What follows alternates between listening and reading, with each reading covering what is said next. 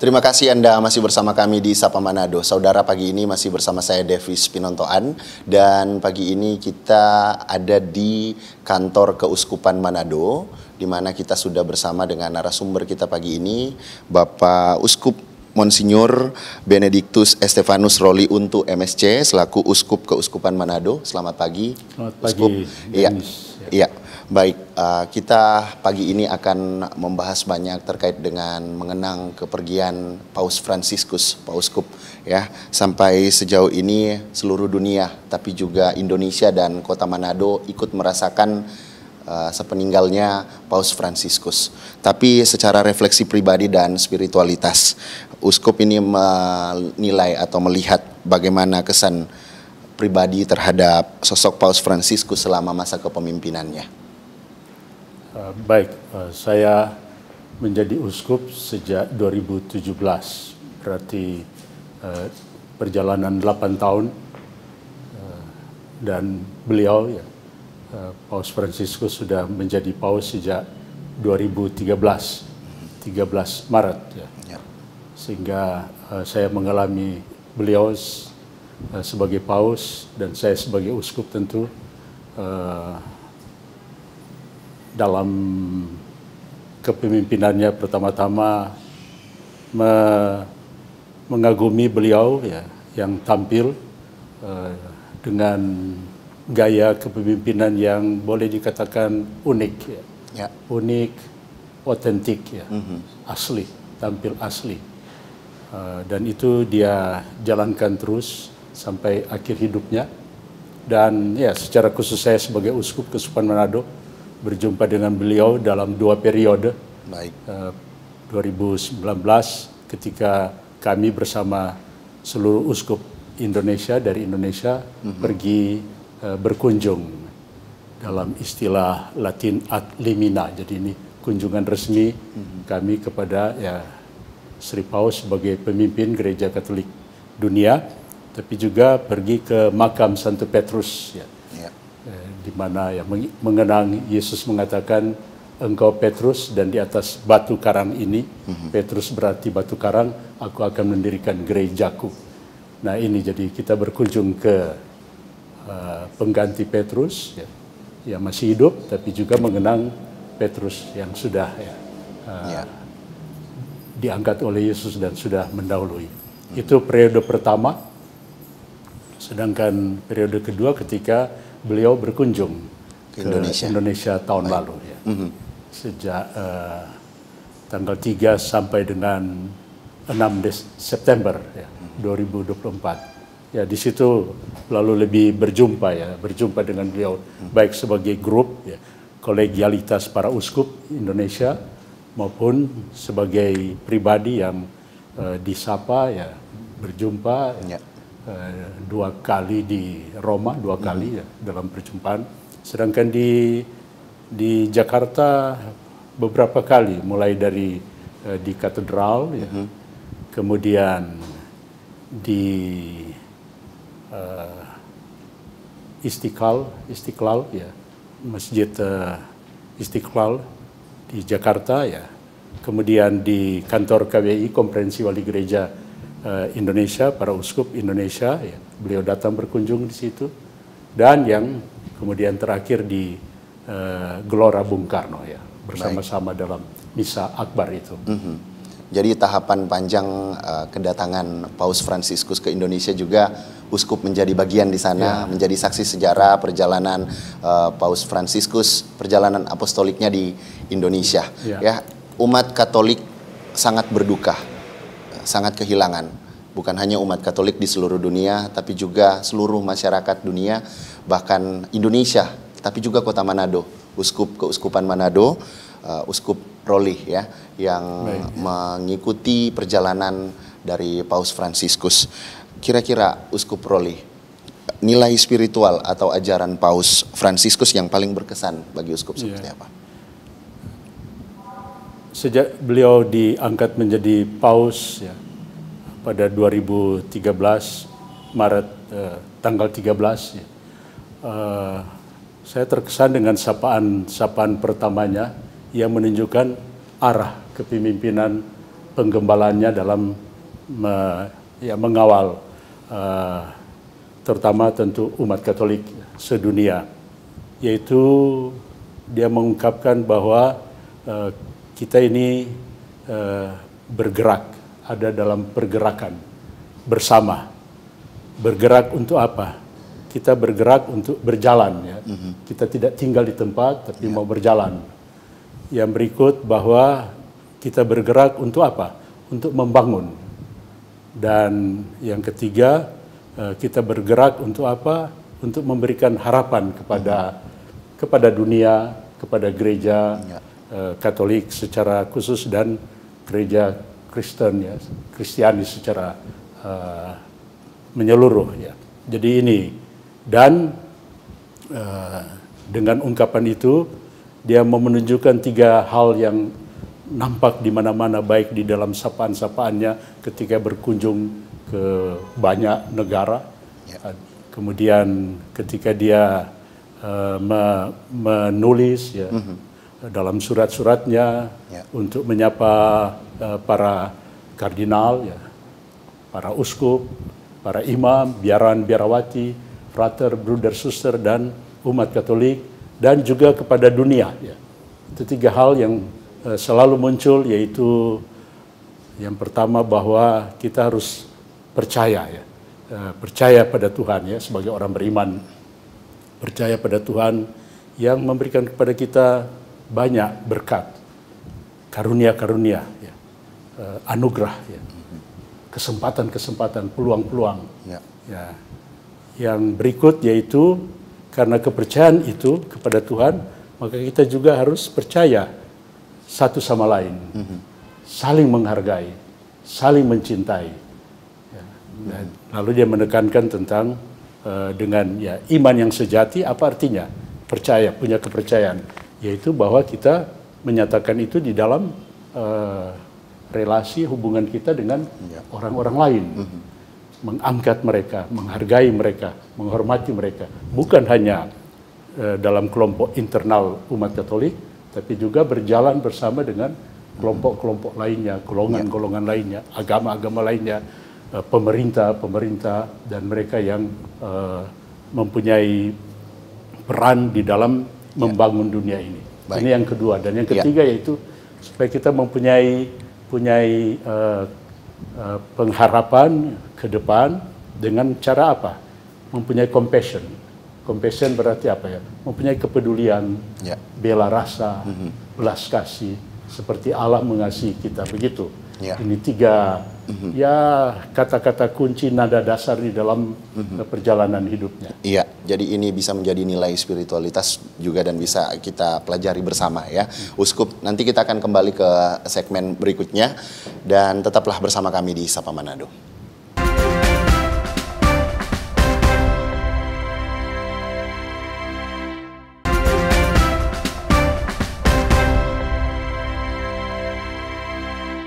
Kembali Anda menyaksikan Sapa Manado, saudara. Kita masih bersama dengan Uskup Roli pagi ini, Uskup Keuskupan Manado. Uskup Roli, saya melihat ada tas yang diberikan oleh Paus Fransiskus yang tadi sempat disampaikan. Boleh diceritakan bagaimana sampai akhirnya Uskup Roli bisa mendapatkan hadiah ini, dan ada pesan apakah dari tas yang diberikan ini, begitu, Uskup? Ini tas dalam rangka kunjungan Paus Fransiskus ke Indonesia. Ini tahun 2024 ya. 2024, baik, tahun lalu. Ya, dengan ungkapan yang menarik, kan. You to succeed at bringing miracles. When you make people smile while they are facing problems. Ini message, ya, ini kepada siapa? Kepada ini comedians, ya, comedians ini, para pelawak, ya, yang datang ke Vatikan bertemu dengan beliau, dan ya dia memang orang yang membaca realita dengan siapa dia berjumpa. Oh, ini para pelawak. Ini pelawak ini biasa bertugas apa, ya? Memberikan jejaka ya, lelucon-lelucon untuk menetralisir ini orang-orang yang sudah menghadapi rupa-rupa problem masalah sehari-hari. Bahkan disebut sebagai paus perdamaian gitu ya. Ya, dia disebut juga sebagai, ya ada yang menyimpulkan ya dari dia kunjungan-kunjungannya, dari sapaan-sapaannya, yaitu dia paus pemersatu dunia. Baik. Ya, yang membawa message, pesannya, misi, yaitu untuk perdamaian. Ya. Baik. Boleh tahu, Uskup, di dalam tas itu berisi apa saja sebenarnya? Ada ini dari panitia sebenarnya. Baik. Kalau dari paus sendiri ada dia memberikan ini, ada rosario. Baik. Rosario dan medal kunjungannya ke beberapa negara waktu itu kan, Indonesia, Papua New Guinea, Timor Leste, dan Singapura. Baik. Lalu ya dia memberikan medal itu dan rosario. Saya Ya. sendiri terima rosario ya dari beliau ya. Wah, luar biasa ya, ini perjumpaan yang luar biasa dan Tapi tidak. ini kenang-kenangan dari kunjungan itu, antara lain yang menarik yang dibuat oleh Ini sepertinya buku-bukunya cukup banyak juga yang diberikan ya, Uskup ya. ya ini Pops. ini Life Pope and Francis. Legacy of Pope Francis ini, refleksi terkenal ini ya. Dari imam-imam diocesan Unio Jakarta ya, Baik. menyambut kedatangannya ya. Life and Legacy ya, wah luar biasa. Tapi kalau kita lihat dari buku ini sendiri sebenarnya ada cerita ya di dalam yang ingin disampaikan oleh Paus Fransiskus untuk dunia begitu ya. Di tengah-tengah pergolakan yang terjadi ya, dan kita tahu bahwa Paus ini terkenal dengan Paus perdamaian begitu ya. Kalau dari Uskup sendiri melihat langkah nyata yang sudah dilakukan oleh Paus sendiri kira-kira untuk mendorong perdamaian global yang paling berdampak menurut Uskup begitu. Yang paling berdampak yaitu pesan-pesannya dan permohonannya dan doanya untuk perdamaian untuk beberapa wilayah yang mengalami konflik, konflik yang konflik abadi maksudnya dari dulu sampai sekarang, yaitu di tanah Palestina kan, tanah Palestina itu. Malah dia beliau menekankan tentang bagaimana orang-orang Palestina itu dihormati, dihargai. Bukan berarti dia tidak menghargai Israel. Bayangkan kita orang-orang Kristiani berdoa terus di dalam doa-doa kita untuk keselamatan ya dunia, termasuk umat terpilih bangsa sebelumnya. Tapi Paus Fransiskus prihatin dengan ini konflik terus-menerus antara dua kubu di sana, katakanlah begitu kan. Tapi juga yang terjadi di mana-mana yang mutakhir itu Ukraina dan Rusia. Baik, kita jauh dunia, kita ke Indonesia sendiri. Kira-kira dari Uskup, bagaimana gereja di Indonesia begitu, khususnya Keuskupan Manado, menerjemahkan semangat perdamaian yang dibawa Paus dalam konteks lokal begitu? Semangatnya yaitu bagaimana kita menjaga persatuan, persatuan bukan hanya internal di dalam gereja sendiri, tapi bagaimana dengan iman itu yang kita yang sudah diwariskan kepada kita, yang tumbuh, berkembang dan berbuah ya, dalam umat mulai dari misalnya umat Katolik ya. Bagaimana itu berbuah di dalam kita berjalan bersama dengan umat lainnya ya. Dan kemudian juga bagaimana kita bergandengan tangan dengan agama-agama lainnya. Sebab ya, dan ini kaitannya dalam rangka perdamaian, kita bukan cuma berdamai dengan diri kita sendiri, tapi seperti Paulus katakan dalam suratnya kepada umat di Korintus itu, supaya berilah dirimu didamaikan dengan Tuhan. Tapi bukan hanya itu, stop di situ kan, diri sendiri dan dengan Tuhan, tapi juga dengan saudara-saudara kita yang ada, yang hidup dengan kita setiap hari, berdampingan, bahkan gitu ya. berdampingan. Bahkan lebih daripada itu, dia punya kepedulian pada ini planet ini, bumi ini, yang dia ungkapkan di dalam salah satu suratnya yang resmi, yaitu bahwa bumi kita ini adalah bumi kita bersama, rumah kita bersama, bukan cuma punya satu orang, satu keluarga, atau satu suku, satu bangsa, tapi ini rumah kita bersama. Mari kita menjaga rumah kita bersama ini supaya membawa kesejahteraan, terutama bagi orang-orang yang fakta mengatakan masih ada banyak orang yang kelaparan, yang miskin, yang tersingkirkan. Siapa mau begitu kan? Tentu kita tidak mau. Nah, itu yang luar biasa. Dia itu nada nada dasar dalam menyuarakan. Dan yang menarik itu keberaniannya untuk menyuarakan itu. Baik. Dia berani untuk menyampaikan itu di mana-mana. Entah di Amerika, negara besar, adik kuasa itu, atau di negara Israel, dia pergi juga ke Yordania, daerah-daerah itu, di Danau Galilea, dia bersuara tentang hal itu.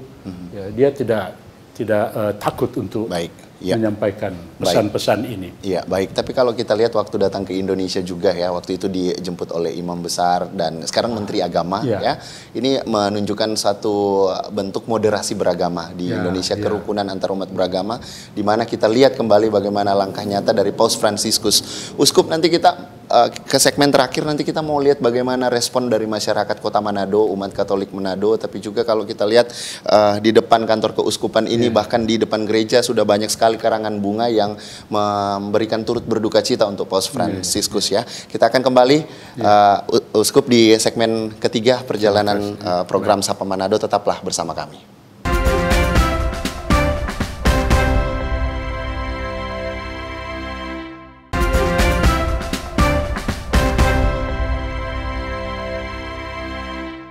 Terima kasih Anda masih bersama kami di Sapa Manado, saudara. Kita sudah di segmen terakhir perbincangan kita mengenang kepergian Paus Fransiskus, masih bersama dengan Uskup Roli, Uskup Keuskupan Manado. Kita sudah banyak berbincang terkait nilai-nilai spiritualitas Uskup tadi dari Paus perdamaian kita, Paus Fransiskus ini yang kita dengar informasinya, masyarakat dunia juga tahu 21 April 2025 menjadi sejarah kepulangan Paus Fransiskus, dan ini jadi duka yang mendalam juga bagi masyarakat Indonesia termasuk Kota Manado yang tadi sempat Devi sampaikan bahwa di depan katedral juga di depan Keuskupan Manado itu banyak sekali karangan bunga yang merespon kepergian dari Paus Fransiskus. Bagaimana tanggapan Uskup melihat umat Katolik tapi juga yang ada di Kota Manado?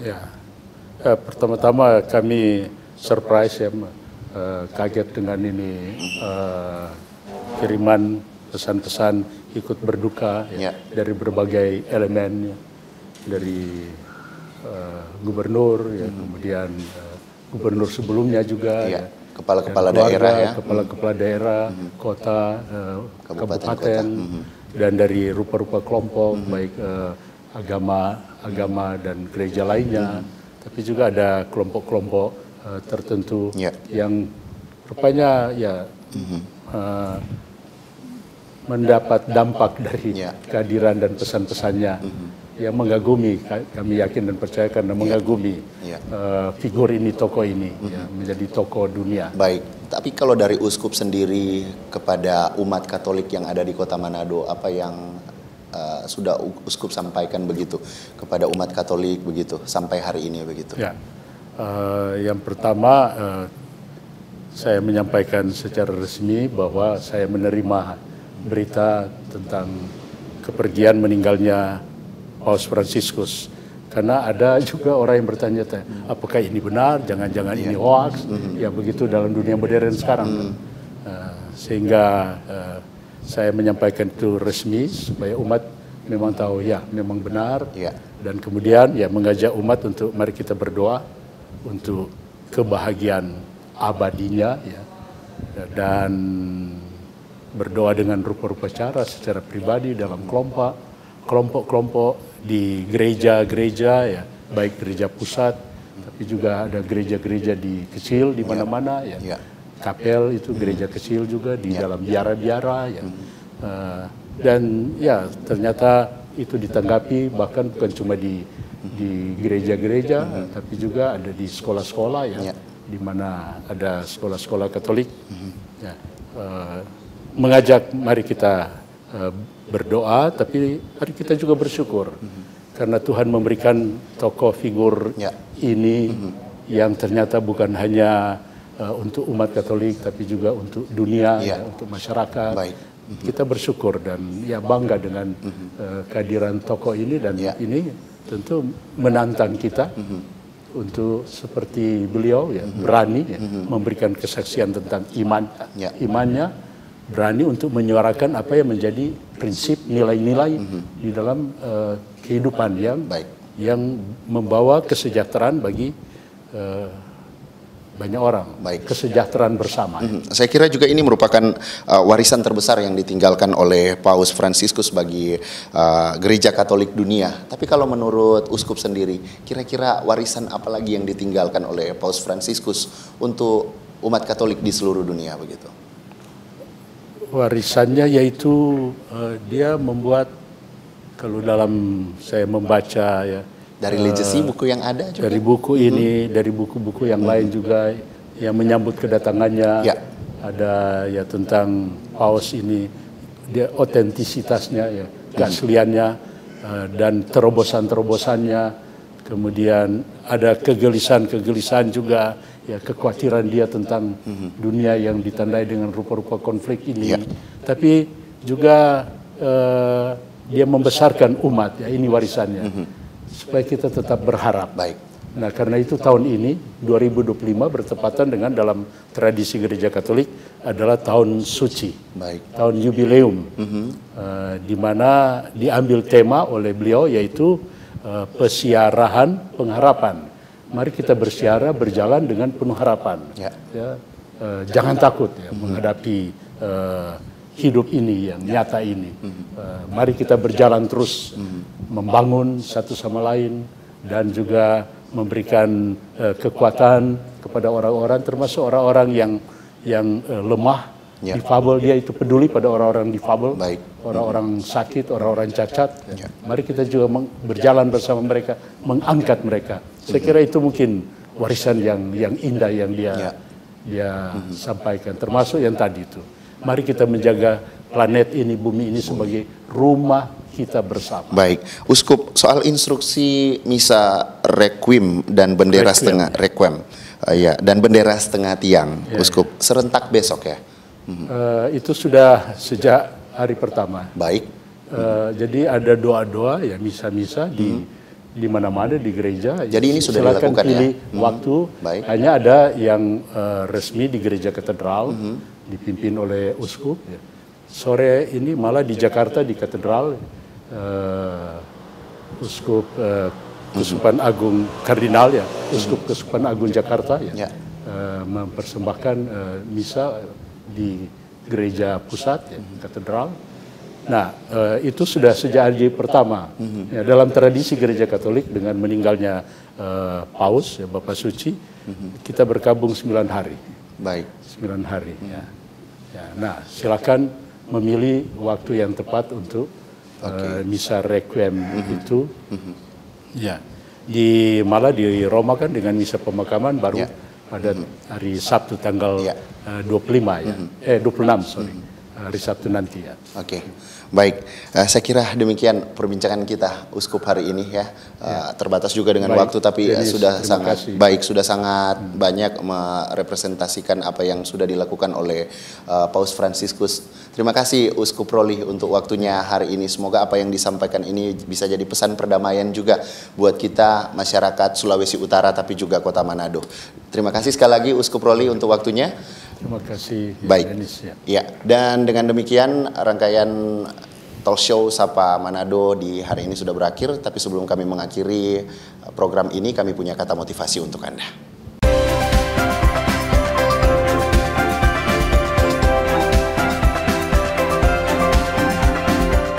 Demikian tadi kata motivasi untuk Anda, semoga bisa memberikan semangat untuk tetap beraktivitas, dan tentunya kami keluarga besar Kompas TV Manado juga turut berduka cita atas kepergian dari Paus Fransiskus dari Kota Manado tentunya. Dan akhir kata saya Devis Pinontoan bersama seluruh redaksi mengucapkan terima kasih banyak untuk kebersamaannya. Selamat pagi, selamat beraktivitas, dan sampai jumpa.